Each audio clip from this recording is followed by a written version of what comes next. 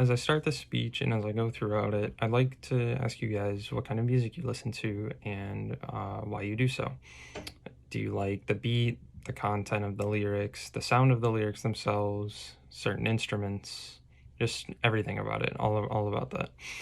Today I'll be discussing why specifically various forms of rap music have a much more negative influence on its younger listeners than rock and metal does, since rock and metal has such a negative stigma surrounding it.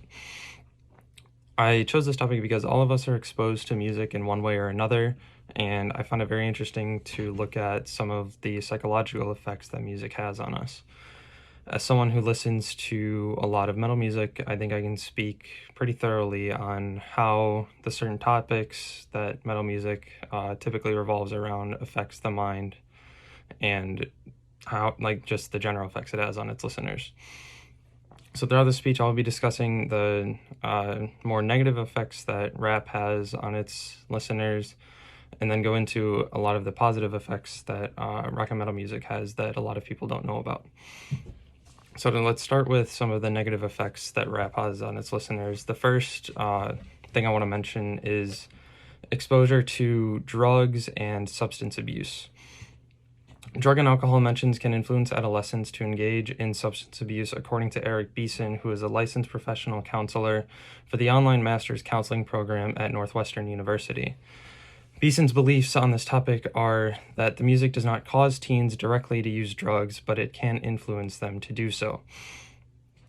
A study conducted by University of Pittsburgh in 2008 by Denise Hurd analyzed the Billboard's magazine's list of the top 279 songs in 2005.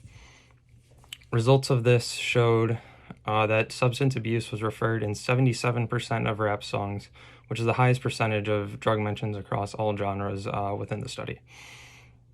When these two concepts are put together, this means that 77% of songs that avid rap listeners are listening to could coerce its listeners into abusing drugs or alcohol or any other substance. Obviously, this is not great. The second thing I'd like to mention is exposure to profanity and or explicit content. One very popular of this concept one very popular example is the song F the Police by NWA. This example was highlighted as a pioneer of the gangster rap genre in an article by Anthony M. Giovacchini from Stanford University. The report he wrote was in 1999, so it's a little bit dated, but I believe the content is still very relevant to this. The lyrics in the song contain a message of basically public riot against the police. His philosophy stated that because NWA got away with these lyrics they used in the song, and since the album it was on went platinum, it was further perceived as acceptable to speak upon things in this way, and that's why the genre unfolded the way that it did. Another example of this is among objectification of women within the genre. Dr. Dre became an influential player in the gangster rap genre in 1992 when he established the Death Row Records label. His first solo album, The Chronic, released later in 1992 and reached multi-platinum level of sales in 1993.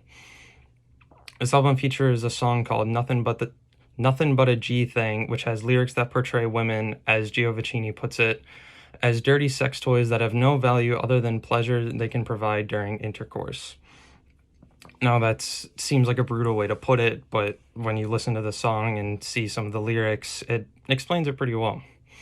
This example falls under the same concept as the last, that because Dr. Dre got away with the lyrics he used and the message he portrayed, that this became perceived as acceptable, and the themes continued throughout rap for decades. Transitioning into metal and some of the effects it has on its listeners. Metal music, the first thing I want to talk about is the stigma behind metal music and why it exists.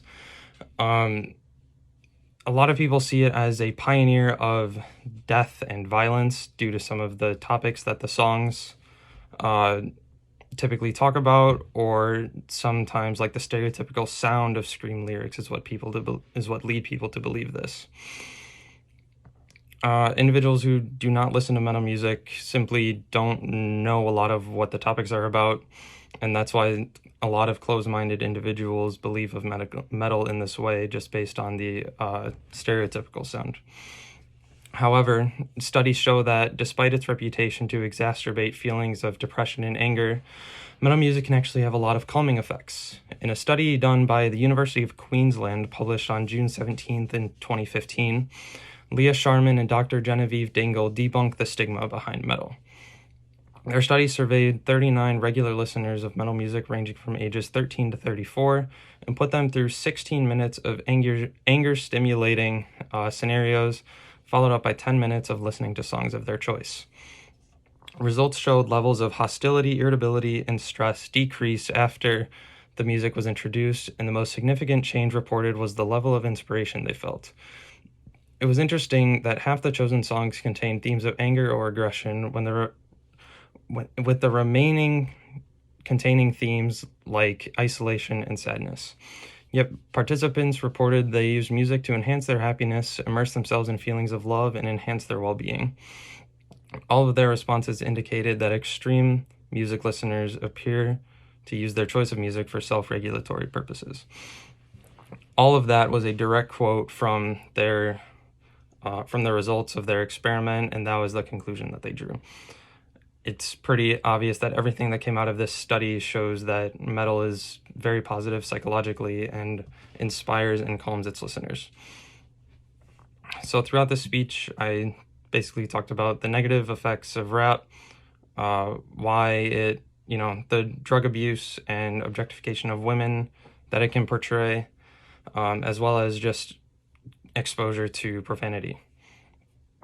I've also talked about why metal music has a very positive psychological effect on its listeners, being calming, inspiring, and overall, it usually matches the anger that they're feeling, causing like a cancellation effect almost. At the end of the day, many studies have been done as why rap music can be harmful to its young listeners and why metal music has a load of mental health benefits. So if you came into this speech disliking metal for whatever reason, or as an avid listener of rap music, I hope you learned something.